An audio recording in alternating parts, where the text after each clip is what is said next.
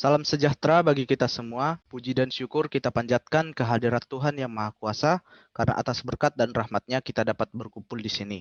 Yang kami hormati, Bapak Dosen Pengampu Mata Kuliah Proyek Akhir 2, Bapak Muhammad Solikin, SSI MSI, Bapak Dosen Pembimbing kami, Bapak Dr. Arnaldo Marulitua Sinaga, STM Infoteh.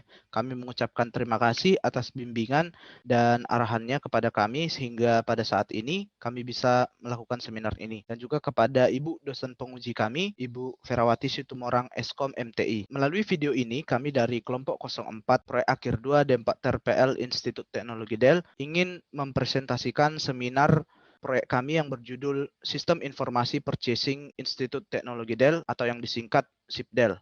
Tetapi sebelum memaparkan mengenai proyek ini lebih lanjut, ada baiknya kami memperkenalkan diri kami terlebih dahulu. Nama saya Mikael Situmorang dengan NIM 1141905. Nama saya Denur Nenggolan dengan NIM 1141943. Nama saya Gahasa Timotius BP Purba dengan NIM 114194048. Nama saya Revi Angelis Yahaan dengan NIM 114194054. Nama saya Ares JM Pardosi dengan NIM 1141962. Untuk yang pertama, kita akan membahas mengenai outline. Pertama, pendahuluan, yaitu membahas deskripsi proyek. Yang kedua, sistem overview, membahas mengenai current system dan target system. Yang ketiga, data specification, yaitu membahas mengenai IR diagram system dan use case diagram. Keempat, functional specification, yaitu membahas mengenai fungsi-fungsi dalam pembangunan SIPDEL. Yang kelima, data specification, yaitu deskripsi database yang digunakan pada SIPDEL. Dan yang keenam, pembagian tugas dan demo proyek. Untuk yang pertama, yaitu pendahuluan, sistem informasi Del atau yang disingkat dengan SIPDEL adalah sebuah aplikasi web dan mobile yang nantinya diharapkan bisa membantu manajemen pembelian di Institut Teknologi Del. Selain untuk mempererat hubungan antar penjual dan pembeli di kalangan sivitas Del, ide dari proyek kami ini juga terbentuk karena kebutuhan keamanan dan akses cepat informasi serta data dari segala manajemen pembelian maupun pembayaran. Dengan adanya sistem informasi ini, diharapkan manajemen pembelian dan pembayaran di Institut Teknologi Del dapat lebih teratur dan dengan baik dan datanya bisa dengan cepat untuk dicetak. Selanjutnya, sistem overview. Current system. Institut Teknologi Del adalah sebuah institusi pendidikan di Sumatera Utara, tepatnya di Desa Sitaloama, Kecamatan Logobuti, Kabupaten Toba. Kegiatan belajar mengajar di IT Del berlangsung dengan baik di antara sivitas IT Del. Manajemen pembayaran yang baik sangat diperlukan untuk memenuhi kebutuhan akan keperluan di IT Del, baik dalam sarana pembelajaran, transportasi, akademik, dan lain-lain. Manajemen pembelian di IT Del masih secara manual menggunakan pembukuan atau penulisan nama semata. Hal ini menyebabkan tidak efisien atau mempersulit pihak tertentu untuk mendata dan memilah status dari masing-masing data pembayaran. Selanjutnya adalah target system. Sistem akan dibangun merupakan sebuah sistem berbasis web untuk mempermudah manajemen pembelian di Institut Teknologi Del. Hal ini akan diwujudkan dalam sebuah sistem informasi forecasting yang terstruktur dan efisien. Sistem ini juga akan mempermudah pendataan dan administrasi pembelian di Institut Teknologi Del. Sistem ini dinamakan SIPDEL yang merupakan singkatan dari Sistem Informasi Forecasting IT Del. Sistem Informasi Forecasting IT Del dapat dikunjungi oleh sivitas IT Del dengan melakukan registrasi akun terlebih dahulu. Setelah itu tahap registrasi, user akan menerima notifikasi melalui email dan diredirect ke website. Dengan begitu, informasi seputar pembayaran dapat diperoleh dengan mudah. Maka SIPDEL ini memiliki 3 role, yaitu yang pertama visitor, staff, dan administrator. Target sistem visitor. Proses bisnis visitor melihat data informasi. Visitor yang ingin melihat data informasi melakukan registrasi pendaftaran terlebih dahulu, kemudian menunggu verifikasi dari administrator. Jika akun sudah diverifikasi, maka visitor dapat login dan melihat data informasi di dalam web. Berikut merupakan target sistem dari visitor. Yang selanjutnya adalah target sistem dari staff. Proses bisnis staff menindaklanjuti dan mengelola seluruh kegiatan purchasing. Pada proses menindaklanjuti dan mengelola seluruh kegiatan purchasing, staff harus melakukan registrasi pendaftaran dan menunggu administrator untuk memverifikasi akun staff. Jika sudah diverifikasi, maka staff dapat mengelola data purchase, diantaranya menambah, mengedit, dan menghapus serta mencetak laporan purchase order atau PO. Berikut adalah BPMN dari target sistem staff. Yang selanjutnya yaitu target sistem administrator. Proses administrator memanajemen website. Pada proses manajemen website, administrator melakukan beberapa tugas, diantaranya memverifikasi visitor dan staff yang baru mendaftar, mengelola data purchase, serta mengelola data user. Berikut adalah BPMN target sistem administrator. Baiklah, selanjutnya kami akan menjelaskan bagian ketiga, yaitu data specification. Pada bagian ini akan dijelaskan mengenai spesifikasi data yang digunakan pada pembangunan Sistem Informasi Purchasing Institut Teknologi Dell. Spesifikasi data digambarkan dalam bentuk ERD. Gambaran ERD bertujuan untuk merancang sebuah database yang akan digunakan dalam pembangunan Sistem Informasi Purchasing Institut Teknologi Dell. Berikut kami tampilkan tampilan dari Entity Relationship Diagram di SIP Dell. Ada 5 tabel, ada tabel announcements, tabel kategoris, dan tabel user. Tabel user, tabel purchases, dan tabel message. Setiap tabel memiliki atribut masing-masing. Dan ada juga 3 relationship di sini, yaitu antara tabel kategoris dan purchases memiliki relationship belongs to, antara tabel purchases dan tabel user memiliki relationship has one, dan antara tabel messages dengan tabel user memiliki relationship has one.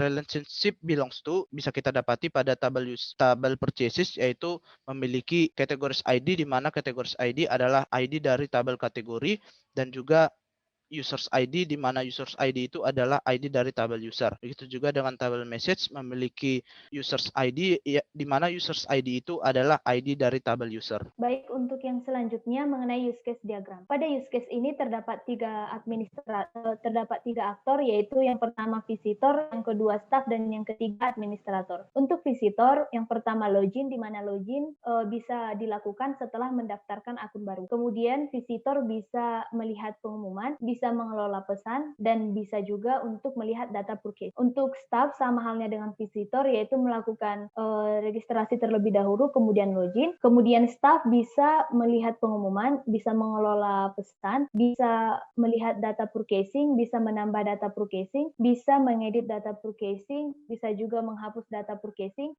serta mencetak laporan purchase order. Untuk yang terakhir, yaitu administrator, login dengan username dan password yang sudah ditentukan. Kemudian administrator bisa melihat pengumuman, bisa mengelola pesan, bisa melihat data purchasing, kemudian menambah data purchasing, mengedit data purchasing, menghapus data purchasing, kemudian mencetak laporan purchase order, kemudian administrator juga bisa memanajemen pengumuman. Kemudian administrator bisa juga melihat data user, kemudian bisa mengelola data user, menghapus data user. Selanjutnya, functional specification. Fungsional yang pertama, login. Login berfungsi untuk masuk dalam sistem dan dapat digunakan oleh visitor dan staff. Fungsional yang kedua, logout. Logout berfungsi untuk keluar dari sistem. Fungsional yang ketiga, melihat data purchasing. Melihat data purchasing dapat digunakan oleh visitor, administrator, maupun staff untuk melihat data purchasing yang sudah dipublish. Fungsional yang keempat, menambah data purchasing. Menambah data purchasing dapat digunakan oleh staff dan administrator untuk menambah data purchasing yang akan dipublish. Fungsional yang kelima, mengedit data purchasing. Mengedit data purchasing dapat dilakukan oleh administrator maupun staff untuk mengedit data purchasing jika terjadi perubahan setelah dilakukan publish data atau informasi. Fungsional yang keenam, menghapus data purchasing. Menghapus data purchasing dapat dilakukan oleh administrator dan staff untuk menghapus data purchasing yang terdapat pada sistem.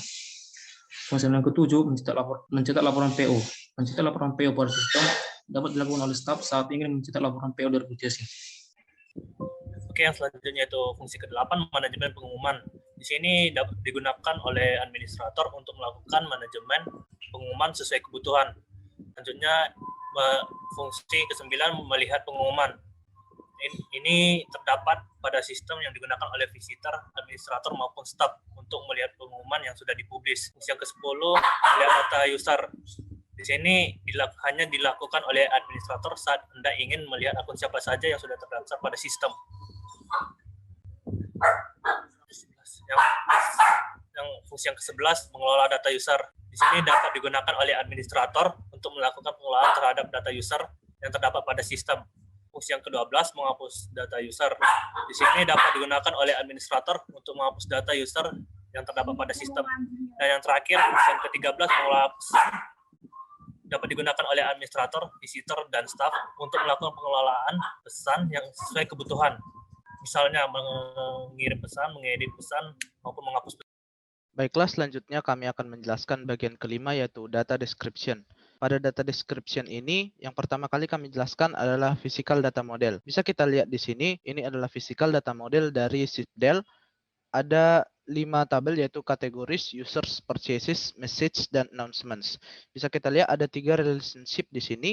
Yang pertama yaitu relationship FK purchases belongs to categories. Kedua, FK purchases has 1 users. Dan yang ketiga, FK message has 1 users. Pada tabel categories yang menjadi primary key adalah ID categories. Pada tabel purchases yang menjadi foreign key adalah users ID dan categories ID. Categories ID ini berelasi dengan tabel kategoris yaitu pada kolom primary key-nya yaitu ID categories. Begitu juga dengan foreign key users ID yang ada di tabel purchases itu berelasi dengan primary key pada tabel users yaitu ID users. Nah, begitu juga dengan tabel message. Di sini ada foreign key ID users di mana itu berelasi dengan primary key dari tabel users yaitu ID users. Dan ada juga di sini table announcements yang tidak memiliki relationship dan memiliki primary key yaitu ID underscore announcements. Tipe-tipe data yang terdapat di masing-masing kolom pada tabel tertera pada gambar ini. Seperti misalnya pada tabel ID kategoris memiliki tipe data big integer dengan panjang karakter 20, name memiliki tipe data varchar dengan panjang karakter 255, dan begitu juga deleted add, created add, dan updated add memiliki tipe data timestamp. Begitu juga dengan tabel yang lainnya. Selanjutnya adalah kelas diagram. Pada bagian ini digambarkan kelas diagram yang terdapat website SIPDEL, yaitu kita dapat melihat ada 3 relasi. Yang pertama, relasi one to many antara tabel kategori dengan tabel forecases. Yang menjadi primary key pada tabel kategoris adalah ID kategoris. Selanjutnya, menjadi primary key pada tabel forecast adalah ID forecast dengan foreign key adalah ID kategoris. Selanjutnya, relasi yang kedua adalah one to many antara tabel user dengan tabel forecast, di mana ID user sebagai primary key pada tabel user, dan selanjutnya adalah ID forecast sebagai primary key pada tabel forecast dan ID user sebagai foreign key pada tabel forecast. Dan relasi yang ketiga adalah one to many antara tabel user dengan tabel message. Pada tabel user, ID user sebagai primary key, dan pada tabel message, ID message sebagai primary key dan ID user sebagai foreign key. Selanjutnya adalah tabel announcement. Tabel ini tidak memiliki relasi pada tabel manapun. Pada tabel ini, primary key-nya adalah ID announcement. Untuk yang selanjutnya adalah pembagian tugas. Pada pembagian tugas ini terdapat 4 posisi, yaitu yang pertama product manager, yang kedua dokumenter, yang ketiga programmer, dan yang terakhir desain. Untuk product manager ditanggung-jawabi oleh Gahasa Timotius Purba, yaitu bertanggung jawab atas jadwal kerja dan berjalannya kegiatan pengembangan aplikasi, serta mengatur pertemuan dengan sesama anggota dan supervisor. Yang kedua yaitu dokumenter yang ditanggung-jawabi oleh Danuri Nenggolan, Revi Angeli Siahaan, Ares Pardosi, di mana bertanggung jawab dalam kelengkapan dokumen, serta bertugas untuk mengumpulkan dan menganalisis semua kebutuhan informasi dan dokumentasi dalam pembangunan sistem. Yang ketiga yaitu programmer yang ditanggungjawab oleh Mikael Situmorang, Danuri Nenggolan, dan Gahasa Timotius Purba, di mana bertanggung jawab dalam melakukan implementasi atau code agar setiap fungsi-fungsi dan fitur-fitur yang akan dikembangkan di dalam sistem bisa berjalan dengan baik. Yang terakhir yaitu desain, yang ditanggung-jawabi oleh Mikael Situmorang, Revi Angeli Siahaan, dan Ares Pardosi, di mana bertanggung jawab dalam pembuatan desain aplikasi secara menarik, baik dari sisi bentuk, warna, dan tulisan, dan desain ini berupa prototipe. Untuk yang selanjutnya yaitu demo proyek. Selanjutnya kami akan memaparkan demo proyek dari SIPDEL. Yang pertama kali kami paparkan adalah fungsi registrasi pada SIPDEL. Baiklah, di sini kami akan menjelaskan fungsi registrasi. Website SIPDEL bisa diakses pada sipdel.com. Di sini kita bisa lihat halaman login. Apabila ingin meregistrasi, kita akan klik tombol ini. Kita bisa klik tombol itu. Setelah itu kita memasukkan data kita. Salah satu validasi di sini bisa kita lihat seperti password. Apabila konfirmasi password tidak sesuai, maka akan ada validasi bahwa konfirmasi password tidak cocok.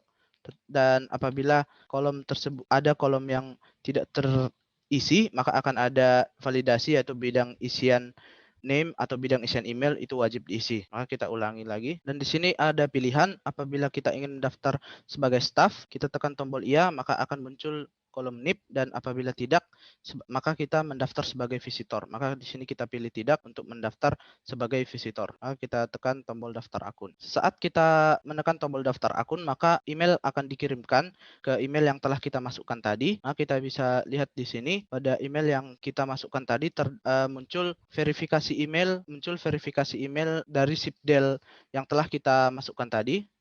Maka dari itu kita klik tombol ini untuk memverifikasi email. Bisa kita lihat di sini pendaftaran berhasil dilakukan dan kita langsung menuju dashboard. Bisa kita lihat di sini ini adalah akun visitor di mana kita tidak bisa mengakses menu manajemen pembelian. Pada kesempatan ini saya akan menjelaskan bagaimana untuk login ke dalam website Sipdel. Yang pertama, setelah kita melakukan registrasi, maka kita dapat melakukan login. Contohnya kita masukkan email. Ini merupakan email yang sudah terdaftar tadi, kemudian kita masukkan kata sandinya. Kita coba untuk melakukan beberapa validasi, seandainya email tidak dimasukkan, kemudian kita tekan tombol masuk, maka dia akan melakukan validasi dan mengatakan bidang isian email wajib diisi. Seandainya kita sudah mengisi email, kemudian kita mengosongkan pada bagian password, maka kita dapat menekan tombol masuk, maka akan ada keluar juga validasi, yaitu bidang isian password wajib diisi.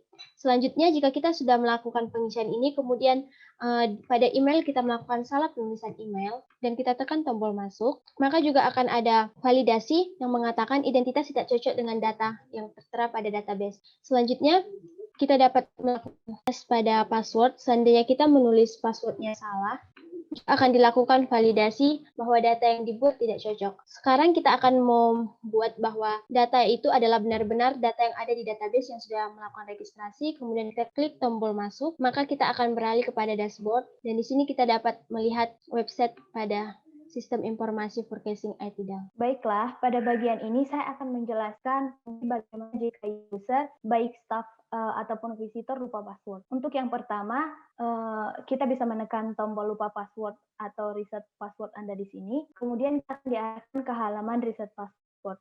Perlu juga diketahui bahwa email yang dimasukkan di sini adalah email yang memang sudah terdaftar sebelumnya. Seperti yang sudah didaftar sebelumnya, yaitu email 062. Kemudian kita klik button kirim link reset password, di mana link ini nanti akan dikirimkan ke alamat Zimbra mahasiswa masing-masing. Kemudian kita beralih ke halaman Zimbra. Nanti pada Zimbra ini akan dikirimkan pesan dari Sipdel yang untuk memastikan bahwasannya email tersebut benar-benar ingin melakukan reset password. Di sini kita bisa lihat bahwa sudah terkirim pesan dari Sipdel di mana Anda menerima email ini karena ingin mereset password. Perlu juga kita ketahui bahwa pesan ini akan expired dalam waktu 60 menit setelah pesan dikirimkan. Kemudian kita pilih reset password, maka kita akan diarahkan ke halaman dari Sipdel. Kemudian kita di sini disuruh untuk memasukkan password. Misalnya kita masukkan passwordnya. Kemudian di sini juga jangan lupa untuk memastikan bahwa password harus sama. Kemudian kita lakukan ubah password. Baik, di sini akan muncul pesan kesalahan pengisian data. Ini disebabkan karena password yang kita set kurang dari 8 karakter. Maka kita ubah. Setelah kita mengklik tombol ubah password, kita akan diarahkan ke halaman ini. Kemudian kita klik dashboard, maka kita akan otomatis login sebagai NIM yang sudah terdaftar sebelumnya. Oke, baiklah, di sini saya akan menjelaskan tentang dashboard. Dashboard administrator. Yang pertama itu kita harus menggunakan akun admin untuk mengakses dashboard administrator. Kita akan masuk di sini masih dalam bagian staff. Kita akan menggunakan dashboard admin yang berada pada pojok kanan atas. Oke. Di sini adalah dashboard admin. Dari data yang ditampilkan, pengguna yang sudah terdaftar untuk aplikasi ini itu sebanyak 10 pengguna. Pembelian yang sudah dibayar itu ada 10, dan pembelian yang belum dibayar itu juga 10. Terdapat juga pengumuman terbaru yang di mana pengumuman tersebut masih 3 jam yang lalu dan ada yang 2 minggu yang lalu. Sidebar ada pilihan dashboard, manajemen kategori, manajemen pengumuman, manajemen role pengguna, arsip, serta pilihan keluar. Dan untuk pilihan keluar ini bukan hanya ada di sini, melainkan juga ada di pojok kanan juga. Baik, pada bagian ini saya akan menjelaskan bagian manajemen kategori. Setelah kita login sebagai admin, kita bisa klik menu manajemen kategori, kemudian akan ditampilkan halaman seperti berikut. Di sini terdapat kategori yang ditampilkan dalam 5 baris, tapi kita juga bisa memilih show entries-nya misalnya 10 atau menampilkan semua datanya. Di sini juga kita bisa lihat bahwa di sini terdapat menu search. Kita bisa mencari kategori dengan lebih mudah. Misalnya kita cari kategori, kemudian kita klik enter, maka akan ditampilkan kategori tersebut. Ini kita juga bisa untuk memberikan aksi kepada kategori, misalnya untuk mengedit ataupun menghapus. Pada bagian ini saya akan mencontohkan untuk menghapus. Misalnya kita hapus kategori 2, kemudian akan muncul pesan apakah user benar-benar ingin menghapus data, kemudian kita pilih iya hapus, maka akan muncul pesan bahwa kategori berhasil dihapus. Pada bagian selanjutnya saya akan mencontohkan bagaimana untuk menambahkan kategori baru. Kita klik button tambahkan kategori baru, kemudian di sini kita masukkan misalnya hanya huruf SA, maka untuk penambahan kategorinya akan diberi pesan bahwa kesalahan pengisian pada data. Karena untuk memberikan sebuah kategori minimal karakternya harus 3. Maka kita isikan dengan benar kategori dengan nama kategori tes 1, kemudian kita simpan, maka akan muncul pesan kategori berhasil ditambahkan. Maka setelah kategori berhasil ditambahkan, kita bisa lihat bahwa kategori tersebut pasti sudah muncul. Untuk lebih cepatnya kita bisa lihat cari di menu search. Untuk mencari data yang baru saja kita tambahkan, kita bisa cari di menu search, kita ketik kategori tes 1, kemudian enter, maka datanya akan muncul pada manajemen kategori, yaitu dengan nama kategori tes 1. Kemudian jika kita ingin mengedit data kategori, maka kita bisa klik tombol aksi berikut, kemudian kita edit, misalnya namanya menjadi kategori edit 1, kemudian simpan, maka akan muncul pesan bahwa kategori berhasil diedit. Baiklah, pada bagian ini saya akan menjelaskan bagian manajemen pengumuman. Pada bagian manajemen pengumuman ini kita dapat melihat pengumuman dalam bentuk tabel, di mana di sini pengumuman itu ditampilkan data sebanyak 5. Namun kita juga dapat mengatur berapa data yang dapat ditampilkan. Misalnya kita buat 10 data, maka akan tampil 10 data. Selanjutnya, pada bagian ini kita dapat mencari pengumuman yang hendak kita cari. Misalnya kita ingin mencari pengumuman 10, kemudian akan tampil pengumuman 10 seperti ini. Selanjutnya kita dapat menambahkan pengumuman. Pada bagian pengumuman ini, kita dapat masukkan judul pengumuman, konten pengumuman, dan file. Namun, untuk melakukan validasi, kita simpan dulu sesuatu pengumuman yang kosong, maka akan muncul validasi bahwa bagian judul pengumuman harus diisi, kontennya juga harus diisi. Jadi kita buat isinya, misalnya selanjutnya pada bagian file ini tidak harus diisi, namun jika kita ingin memilih file, kita dapat melakukan choose file. Kemudian pada bagian choose file ini kita dapat memilih file apa aja yang hendak kita masukkan ke dalam ini. Kemudian kita klik tombol simpan, maka akan muncul pengumuman berhasil ditambahkan.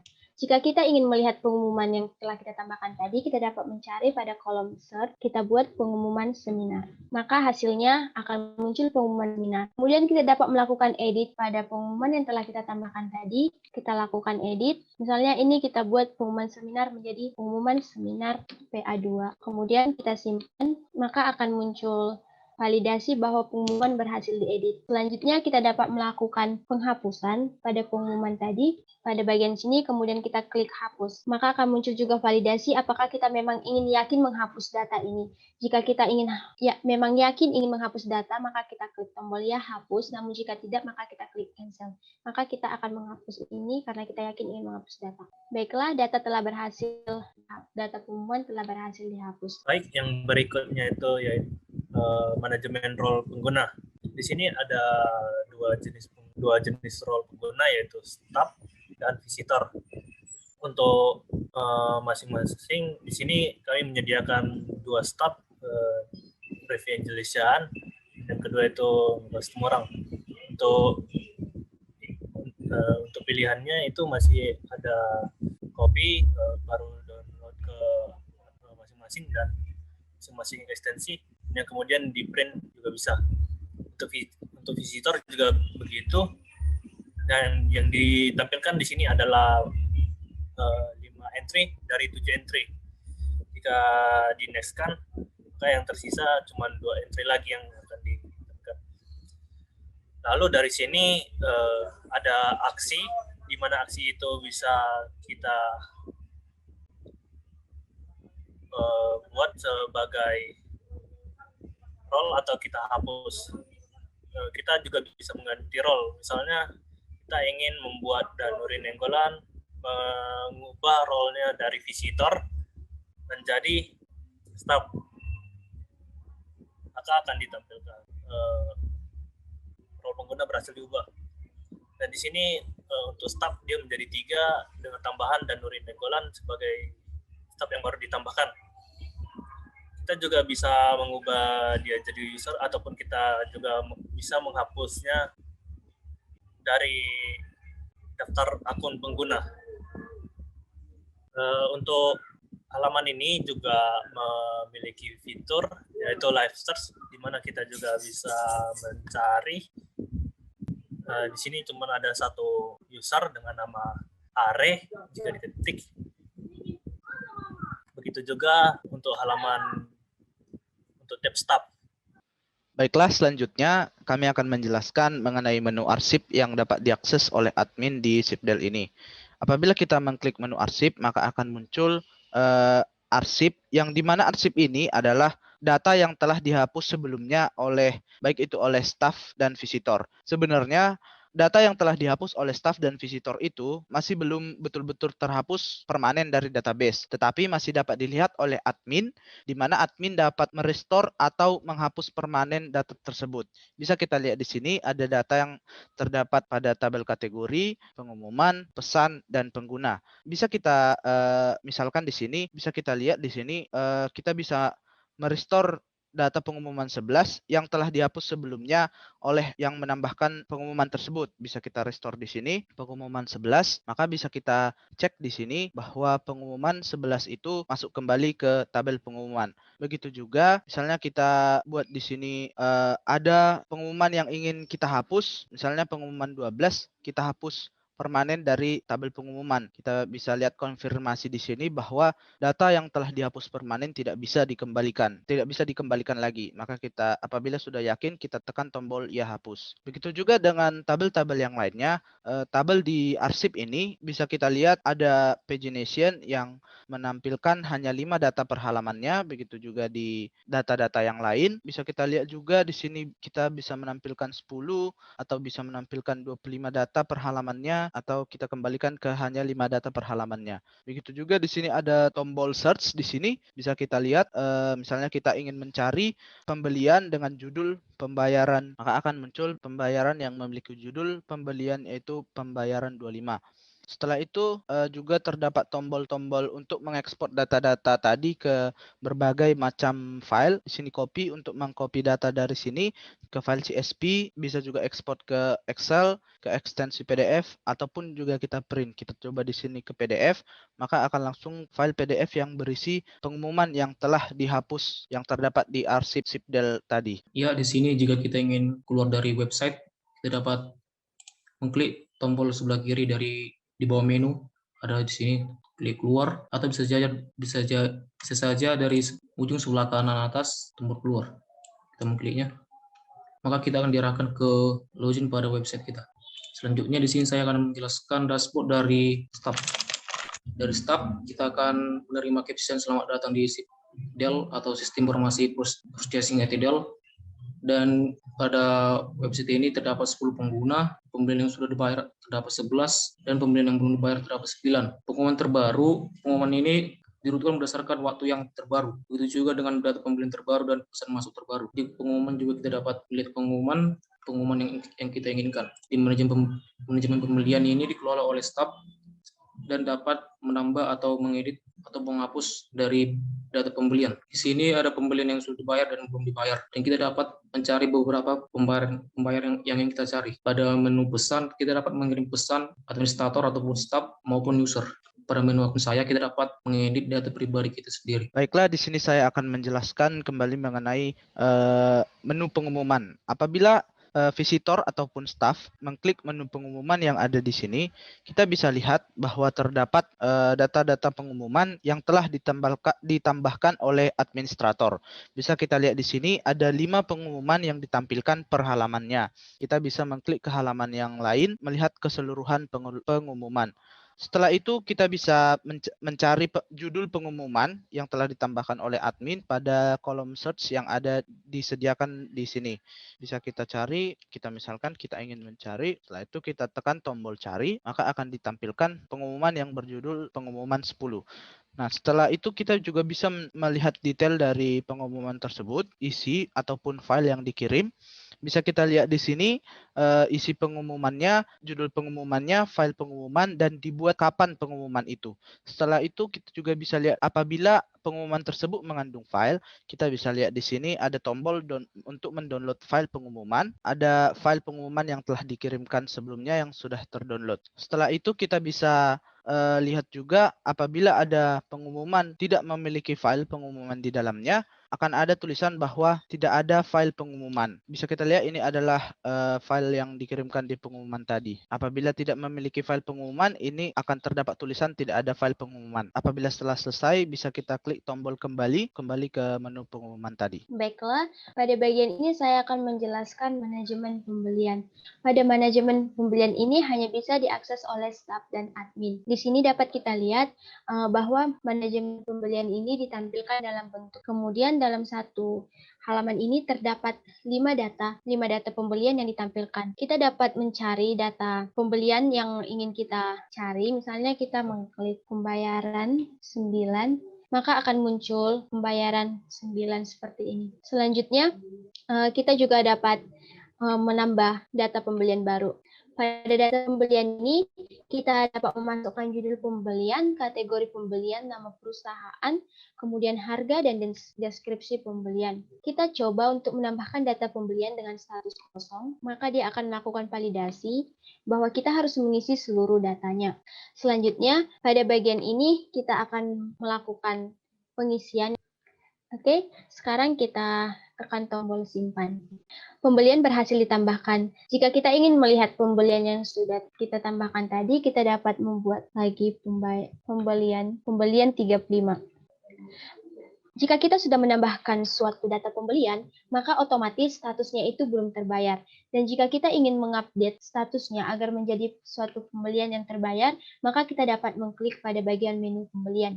Selanjutnya, kita juga dapat melakukan beberapa aksi pada manajemen pembelian ini, yaitu yang pertama adalah bagian edit. Kita dapat mengedit data yang kita lakukan, kemudian kita simpan, maka data berhasil diedit. Kemudian jika kita ingin menghapus, maka kita klik tombol hapus, kemudian muncul validasi apakah kita ingin benar-benar menghapusnya. Jika tidak, kita dapat mengklik tombol cancel, namun jika iya, kita klik tombol hapus. Di sini kita akan menghapus data tersebut. Oke, pembeliannya berhasil dihapus. Kita juga dapat melakukan copy atau mengekspor dalam bentuk CSV, Excel, atau PDF. Kita juga dapat memprint pada manajemen pembelian ini. Baiklah, pada bagian ini saya akan menjelaskan pada bagian pembelian. Kita bisa melihat tampilannya akan menampilkan informasi pembelian yang ditampilkan dalam 5 baris data. Di sini terdapat pembelian yang sudah dibayar dan pembelian yang belum dibayar. Terdapat juga nama pembayarannya, kemudian kapan informasi pembelian itu dilakukan. Misalnya untuk lebih detailnya kita bisa klik untuk pembayaran 20 misalnya.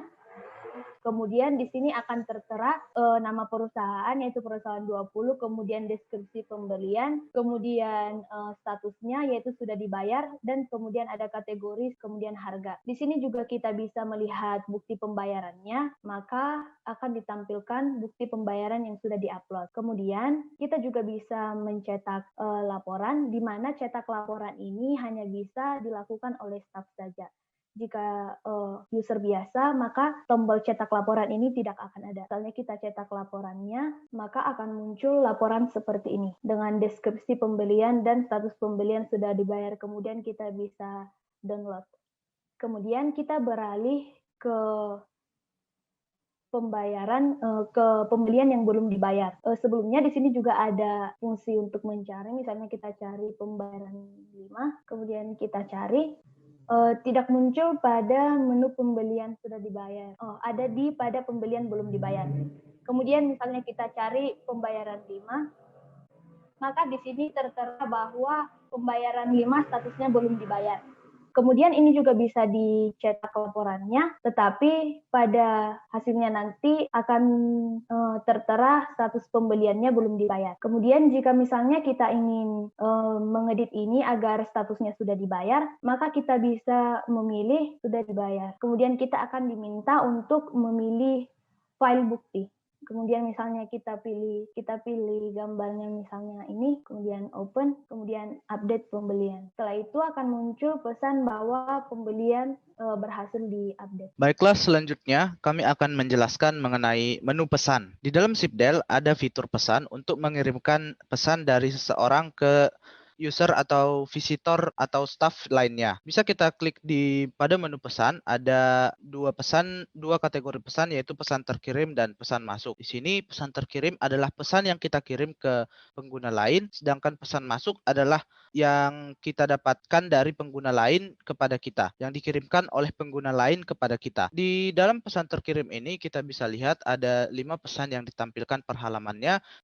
Yang sebelumnya ada juga fitur search yang kita bisa manfaatkan untuk mencari pesan dari penerima siapa yang ingin kita cari. Setelah itu juga di sini ada tombol untuk mengirim pesan yang baru. Di sini kita diminta penerima pesannya. Apabila kita mengosongkan ini, maka akan ada validasi juga. Bidang isian penerima harus wajib diisi atau wajib dipilih, dan bidang isian konten wajib diisi juga. Bisa kita lihat di sini bahwa penerima pesan ini adalah user yang telah terdaftar di Sipdel. Lalu apabila kita ingin mengirim suatu file kepada pengguna tersebut, kita juga bisa menekan tombol choose file di sini.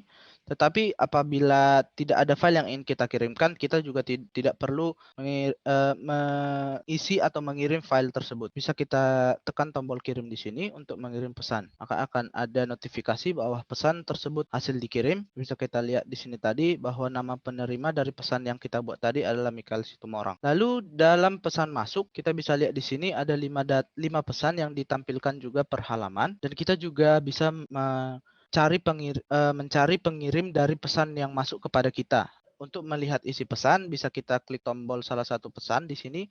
Bisa kita lihat bahwa pengirimnya itu adalah Gahasa Purba, isi pesannya, file pesannya, dan itu pengiriman pesan. Apabila terdapat file pada pesan tersebut, bisa kita lihat di sini bahwa akan ada tombol download file pesan di sini. Kita bisa tekan tombol kembali untuk menuju menu pesan tadi. Kita juga bisa mengedit pesan yang telah kita kirimkan. Misalnya pesan yang telah kita kirimkan ke Mikael Situmorang tadi. Kita bisa mengedit isi pesannya ataupun mengedit penerima pesannya juga. Misalnya kita isi pesan kepada Mikael tadi, akan muncul notifikasi pesan berhasil diedit. Juga kita bisa menghapus pesan. Kita bisa menghapus pesan yang telah kita kirimkan, ataupun ingin membatalkan pesan yang sudah terlanjur kita kirimkan, maka kita bisa menekan tombol hapus di sini, dan akan ada confirmation dialog menanyakan bahwa apakah kita sudah yakin ingin menghapus data ini. Tekan tombol ya apabila memang sudah yakin. Pesan tersebut tidak akan ada lagi, dan penerima yang sudah terlanjur kita kirimkan tidak akan menerima pesan itu lagi. Baiklah, pada bagian ini saya akan menjelaskan bagian akun saya. Di sini kita dapat melakukan edit terhadap akun kita sendiri. Misalnya kita pada bagian nama, kita lakukan edit nama. Selanjutnya pada bagian nomor telepon, kita melakukan edit nomor telepon. Kita masukkan nomor telepon dengan format yang telah dibuat pada contoh di bawah ini. Selanjutnya pada upload foto profil, kita dapat melakukan upload foto profil. Misalnya seperti ini. Oke, selanjutnya pada bagian ini kita akan melihat bahwa foto profil kita sudah ada. Nah, untuk pada foto profil ini direkomendasikan untuk mengupload foto dengan dimensi 1x1. Kemudian kita akan melakukan simpan. Oke, maka akan muncul pemberitahuan bahwa profil kita telah berhasil diedit. Oke, untuk yang terakhir, saya akan menunjukkan untuk sesi fitur logout. Di sini ada dari sidebar dan juga bisa keluar juga dari sini, dari pojok kanan atas. Di sini akan ada nama dan logo. Jika kita mengetik akan muncul drop yang akan menampilkan yang salah satunya adalah keluar. Jika kita tekan keluar, maka akan masuk ke halaman login. Baiklah, demikian demo proyek yang kami lakukan tadi telah selesai.